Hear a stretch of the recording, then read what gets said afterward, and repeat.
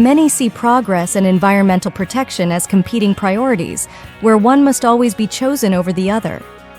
At ELOS, we see things differently. We see a partnership, a balance between improving the quality of our lives and preserving the places we call home. Our services make it possible for projects to move forward while also ensuring that they comply with all laws and regulations, that sensitive wetlands are not damaged or destroyed, that endangered species and habitats are protected, and that invaluable cultural resources are preserved for future generations. This is where we live, where we play, where we raise our families. We strive for a brighter future, but remain committed to the lands we love. ELOS, where natural environments and human interests intersect. Good afternoon, everybody. My name is Brian Fortson. I'm a senior project manager and senior ecologist for ELOS Environmental. And today's session is going to be a little bit of information about where the future of permitting is about to head. A little bit about our company. We are probably one of the leading environmental consulting firms in the state of Louisiana, and we've been around for about 18 years. We work for private, public sector clients. We work on projects involving permitting for industry and for development and local and state government infrastructure projects, and that's kind of the main thrust of our business. And we've been doing this for, like I said, about 18 years, and we have developed a system for dealing with the things that we deal with, and it has been up to this point primarily analog with regard to permitting. And so a little bit about me. I have served 23 years for St. Tammany Parish government as a coastal administrator. Started permitting back in the 90s and have been doing it ever since. I came to ELOS about 10 years ago and have been primarily involved in permitting and environmental assessments and things like that since then from the consultant side. So some of the things that we do on a daily basis at ELOS, and some of the things that you guys probably are most interested in, is permitting. We handle a wide range of permitting at both the state and the federal level. Permits such as Section 404, Section 10, coastal use permits, probably our bread and butter. It's what we do most of. We also deal in those processes a lot of times with Section 14, 408 permits for levee permission and basically anything that you're going to do that is going to involve a Corps of Engineers or federal facility. The first step in a lot of the things we do is generally jurisdictional determinations. The fact as to whether or not the federal government or the state government have jurisdiction over your activity is probably one of the first questions you want to answer, because that dictates whether or not you're going through the permit processes down the line. Involved in some of that, and some of those permitting processes are secondary approvals, reviews, permits, and things such as Endangered Species Act, NPDES, LPDES. We do a fair amount of scenic streams consulting and a lot of geotechnical investigation permitting. Those are almost always involved at the front end of a project that involves a sizable construction or some kind of bridge or hydrologic crossing. We do special use permits and burn variances sometimes after storms. We will do Coast Guard permits, and we're doing some carbon injection well work as well. So those are the things that most of our clients are concerned about. These are the approvals that give you the green light to move forward on whatever the project is that you're going to do.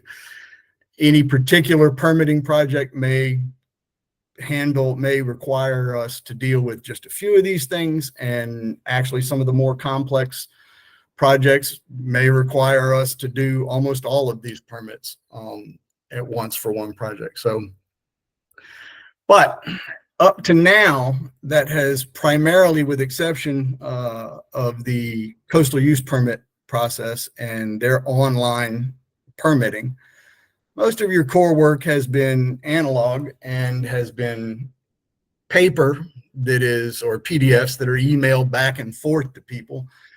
And there has not been a centralized system, at least not available to the user end, or the permittee end, the applicant end. There has not been a system for us to organize and maintain contact and maintain a status on the permits that we have pending in front of those agencies. And so kind of the point of today's exercise is to show you that that is about to change. The Corps has rolled out its regulatory request system. This is new. It has been out for several months. It just, in its beta form, it just rolled out with regard to accepting applications in May, I think. And this is what we are going to be dealing with regard to permits from the Corps of Engineers from here on out. And so the regulatory request system ultimately is going to be a central clearinghouse on the federal end for permit requests and jurisdictional determinations. And there will be some features that they're working on that will be added to this down the line. And this will be a work in progress for a while, I think, but it's here and we have started using it. So in a nutshell, I guess this website is going to be the portal into which you submit, or we submit, applications for permits to the Corps of Engineers, from the Corps of Engineers. Like I said, the beta rolled out this year earlier, and we've been live on this system since the mid-May. We have started using it. We have, I don't know the exact number, but we have several determination requests and permitting requests that we have submitted in here. And so we are starting to sort of stretch our legs in this system and see what it's going to do. That having been said, we have about till the end of the year for us to start really using it and provide feedback to the Corps for their rollout, hopefully by the end of the year. What our hope is, and I think what the Corps of Engineers' hope is that this goes a long way toward streamlining what has up to now been a relatively burdensome permitting process. Primarily, some of the reasons for those past timeframes have been personnel levels at the Corps, which have been addressed, and other things that are more logistical. But one of the primary, I think, delays we have in permitting is our ability to communicate with the Corps of Engineers and receive updates as to what the status of our applications or our JDs are, information from the Corps regarding additional items that they want to see submitted. All of those conversations now take place in isolated emails and phone calls back and forth to the Corps.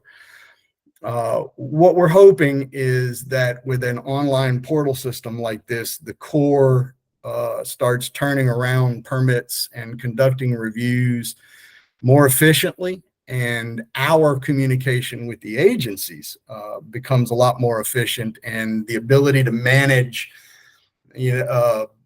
say 20 permits going at a time, it can now, we have an ability to get a hold of core personnel and stuff like that through this online portal.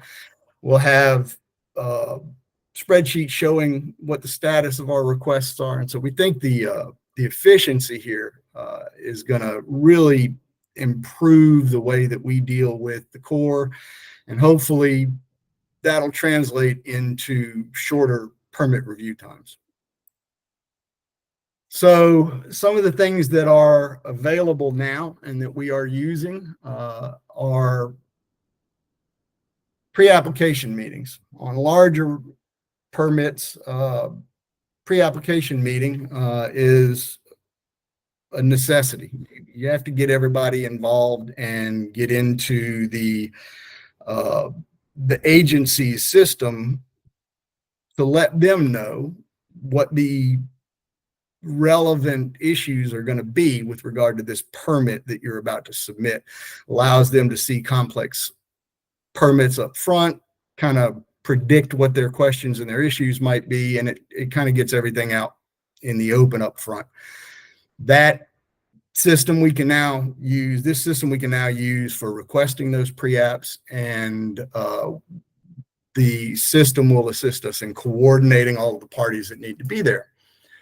We can put in Section 10 permits, applications for 408s, and we'll talk about some updates to the actual permit application that are rolling out at the same time. And we're going to let you know that some of these things where they would come up in the normal course of permitting are now going to have to be done up front. But Rivers and Harbors Act permitting and Section 404 permitting, those permits can go in here. Section 103, which we don't deal with much, you can apply for those in here. All your nationwides and JDs, and actually, if you want to report a violation, there's a button on there for you to do that too. I do not know if there's a way to make it anonymous yet. Some of the things that are coming will be, and this is perhaps the most exciting, is that by the end of the year, they're going to try to have the joint permit application and this RRS portal integrated. If that happens, then the system for coastal use permitting inside the Louisiana coastal zone should get significantly better, because being able to integrate these two portals means that we will now have a lot more consistency and coordination between those two agencies. And rather than having to deal with them independently, we hopefully will then be able to deal with those agencies through this system in sort of one clearinghouse type arrangement.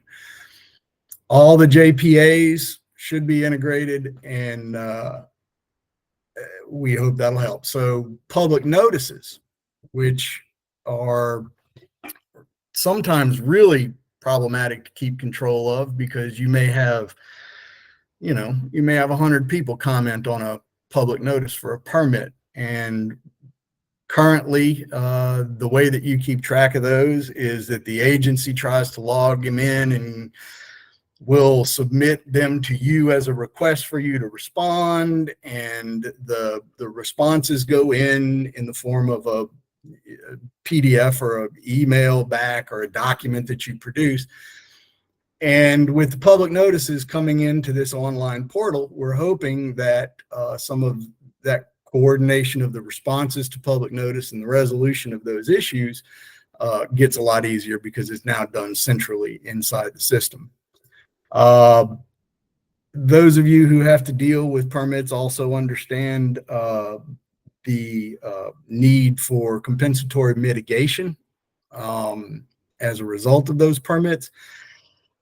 The Intention, I think, on the Corps' part, is to eventually have the mitigation and rivets updates integrated into this system so that you can access all of your questions through this system, even when it comes to mitigation and the process of selecting it and selecting an approved mitigation bank, things like that. All that gets done hopefully by the end of the year through this system. By December of this year, we should see a significant update with these new services coming, and hopefully whatever troubleshooting, problem solving they need to do on the systems that are already live. And so by the end of the year, we're hoping that we have a whole new world with regard to Corps of Engineers and coastal use permit applications. So the issues that this system will hopefully improve, these things that'll make all of our lives easier, from permit agents to applicants and everything, is the initial time frames.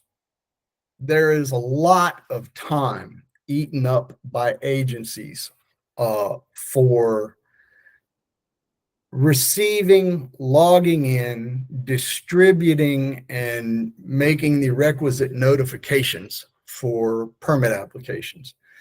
That's all done by a permit agent at the agency and their supervisor, and it involves a lot of, formal paperwork on their end for project assignments.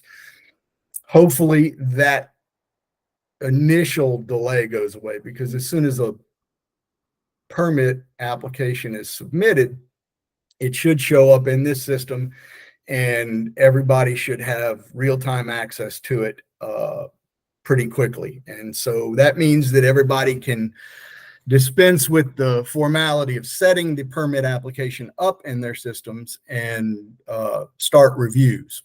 And so we're hoping that that knocks some time off. The other thing we're hoping that it helps us do is communicate with the Corps of Engineers. If you have a question with the Corps, you can send them an email. When they get a chance, they'll respond. Or you can pick up a phone and you can call them. And if they're at their desk, they'll answer, and you leave a message, have them, call you back or whatever. With this system, we're hoping that a lot of that gets eliminated. We're hoping that through this system, seeing all of our applications and having real-time status updates from the agency side eliminates all these phone calls and all this chasing people that we have to do to just get a status of an application. One of the biggest time consumers in permitting are what we refer to as RFIs, but they are simply requests for information. And so when you submit an application, the agencies go through it and they decide what specific details they really want to know about with regard to this application. They will issue you a request for information, and you have to respond to that request for information before they'll move on. Oftentimes, the result of responding to the request for information is another request for information for additional detail, things like that. That request for information and response process can take a long time. It can take sometimes weeks just trying to get the nutshell of what the agencies are looking for and get a response and get it back into them and have it review it. Hopefully with an online portal, some of that gets a lot quicker. We can just submit RFI responses in, they can look at it in the portal, everybody can see it, and it will keep track of those things. And so we hope that gets a lot less confusing. I already touched on public notice comments and responses. Any improvement in this area will shorten time, will shorten permit time. When we get big comprehensive levee projects or large,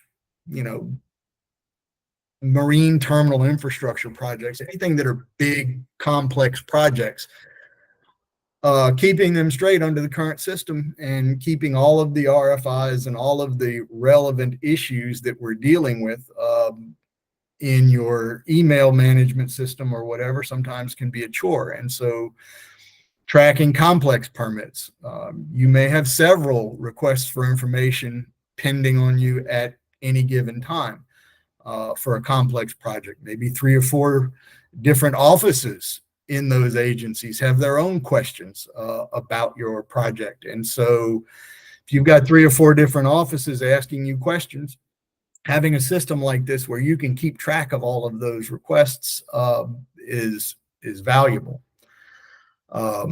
You know, if you submit an application, a standard application to the Corps of Engineers, and you happen to be anywhere near a levee within 1,500 feet of a Corps levee, there are 3 Corps offices that you're going to deal with in what is effectively one permit request. You're going to deal with the enforcement agency for your jurisdiction. You're going to deal with the regulatory folks for your permit, and you're going to deal with their 408 and operations division for your permission to enter into that area near the levee. And so I think it goes without saying that being able to consolidate all of those offices into one online system will give us a significant improvement and help us get approvals quicker. So application updates. The standard Corps of Engineers application at the same time that all this is happening has also changed. They have added a significant amount of information up front in the application.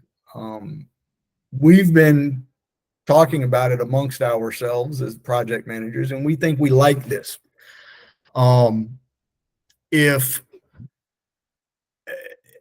If you are submitting an application for the last 20, 25 years, it has been the same 3 pages with the same 25 or 30 blocks of information, and all of the permit process beyond that is consumed with securing and submitting additional data that's not covered in the application.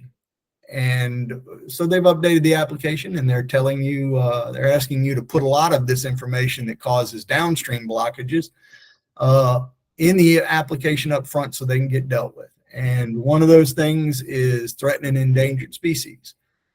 Part of the Corps application now, we're going to have to conduct a brief T&E assessment of the area. Let them know up front what endangered species, if any, we might be dealing with in this project. We do know that because of the new application, they are now going to have a better means of identifying the proper Corps district. Sometimes, particularly in the eastern part of the state, northeastern part of the state, there's a lot of fuzziness about district boundaries because they're drawn on watersheds. And so technically the break of the watershed is the district boundary. And so, you know, having the system assign those things automatically helps on the Corps' end. We're now going to have to deal with 106 information, historic properties and known studies and that kind of thing. We're going to put that in the application up front. We're also going to put the 408 clearance information in. So if we know that we're near within that 1,500 foot of a levee, for instance, or somewhere around the intercoastal or Barataria waterway, we know a 408 is going to be required. They're asking us to state that up front so that they can engage those offices from the beginning. That in and of itself could save months in a permit application. And we are going to be a lot more specific about what our proposed impacts are going to be in the application from here on out. And so when we move forward into permitting, those agencies know more specifically what all of the potential impacts might be. Of significance is another update which we can now upload shape files to the Corps of Engineers through this system. Never been able to do that before without using their safe share site, which is a little onerous. But now when we go to upload permit figures and JD figures and things like that, we'll be able to just upload them directly into the system. That means they can pull them straight off of their own system. If you are getting to the point where you're discussing compensatory mitigation, this system will have a list of mitigation banks that are going to be relevant based on your location. Those mitigation banks that will be open to you at some point will be shown in this system. So we'll know upfront where we're probably going for mitigation. There's a user dashboard. If I am an applicant or I am an agent, I will set up my own account in this system, and I can log in to my dashboard, and on one screen, I can see all of my pending permits for all of my clients, all of the statuses, and whether or not they're waiting on information. And I can see this in one screen right on their system, and I can add my team members to the system so that they can access it as well. And so we're going to, I think, here pretty soon have a whole new permitting system and a whole new set of time estimates to give our clients when it comes down to securing Corps permits. The takeaways that I think are important here. One, this is in its beta phase. It seems to be working really well, but it's still changing, and we intend to stay engaged with the Corps throughout this process as we are using it, and try to give the Corps as best an idea from our perspective what makes a great system. And so we'll be putting our comments in, and we'll be engaging to the extent that we can to try and make sure that this is as efficient and time-saving an exercise as it can be. The end product here is, and the Corps' intent here, they've been hearing for years that people want streamlined permitting processes, and the delay times in permitting are just unacceptable, and we would agree. And I think the Corps would agree, and I think this is their effort to try and change some of that. Hopefully, this will be a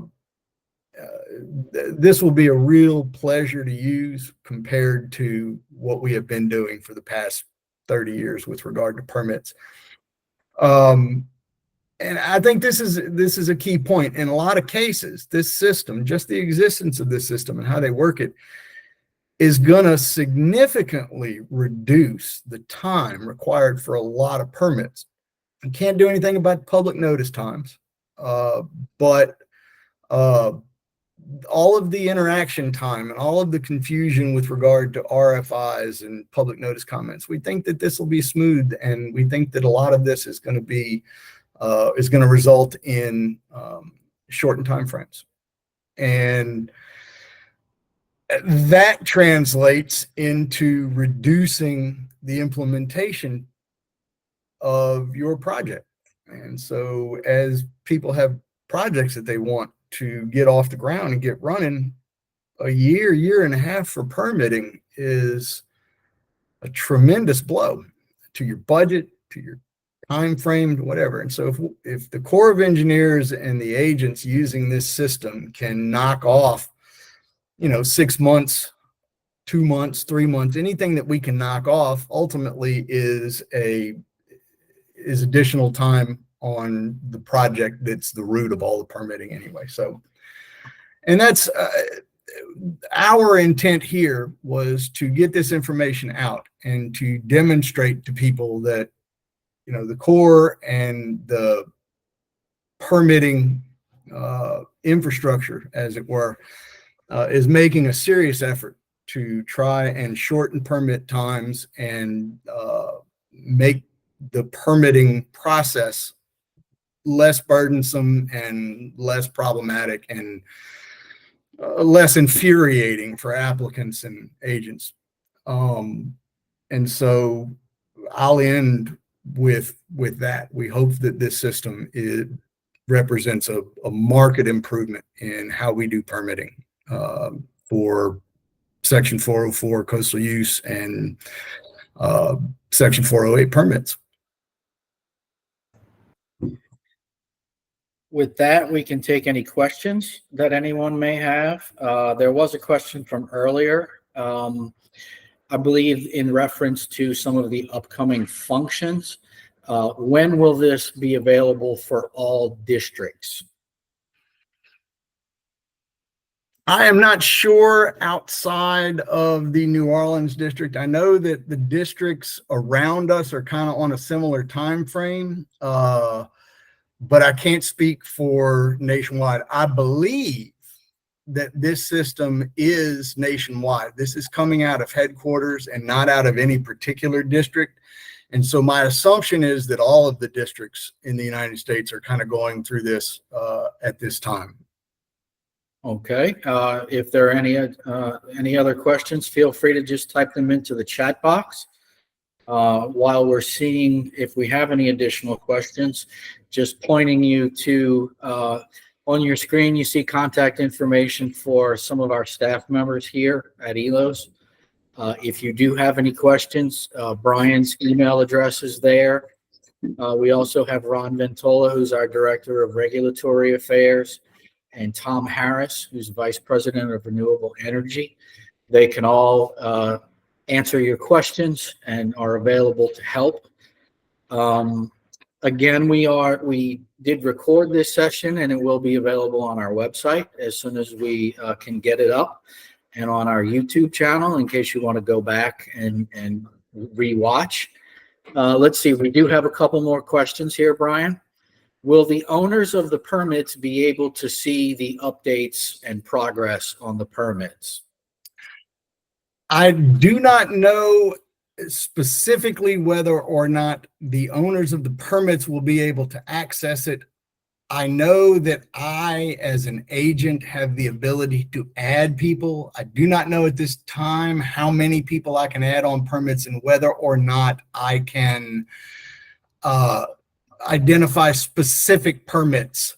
I don't think that functionality is there yet where I could access and allow people to have access to just these 3 that are theirs out of the 25 that I have in my dashboard. But it is something that absolutely we can mention, because if that can happen, then I think that would go a long way to easing applicants' minds. And even though they're not involved, if there's an intermediary agent involved, owners' access to that information can go a long way to just making sure that the applicant understands what the time frame is and how that's changing as we go. Okay. So if it's not available, then it's something that we will comment on and suggest in our comments to them. All right. The next question is kind of 2 questions. Has the response time for RFIs in the new system been timely based on experience? And does the Corps have a self-enforced timeline for responding to agent client submitted RFIs? They have a timeline, a loose timeline now where they're supposed to get the RFIs, and we have typically 20 to 30 days, maybe 15 in some cases, to respond to those. But the Corps of Engineers up to this point has not seemed to have a hard response time. But they do, I think, try to respond and wrap up RFIs as quickly as they can. I don't know in this system whether or not from their end they will have triggers, 30-day triggers or 15-day triggers or whatever. but I know that they have those standards now, and I'm guessing that those will not change. They'll just be rolled into the online portal. Okay. And what was the second part? There were two parts to that question. Did I hit them both? Well, the first was how has the response time been? The response time. So unfortunately, they just rolled this out like a month and a half ago. And we have several permits in, but we have not moved enough through the system beyond that to really get to the meaty parts of this process. So yeah, is it working? Yes. It's not been out long enough for me to get a solid handle on, how those timeframes are going to shrink in a concrete fashion. So, as we move forward and continue through this, yeah, we'll develop those understandings. But it's just too new yet to make a solid statement on that. All right. And we do have a question, just a general question. Do we have any additional webinars or trainings planned? We do. We will be having monthly webinars like this one based on different relevant topics. You can check for that on our website at elosenv.com. And also you can check our monthly emails and our social media on LinkedIn, and where we post registrations for the monthly webinar. And then we do have another question as well here. This concept was discussed when I was with CPRA for Section 8 permits to expedite that process between agencies. Is that being discussed on this platform? Not where we can see it. I don't believe Section 8 has gotten out here to us. It is possible that there are some internal discussions about opening that up. But in this initial beta, I have not seen that yet. Okay. Does anyone else have a question? Please feel free to type it into the chat box if you do.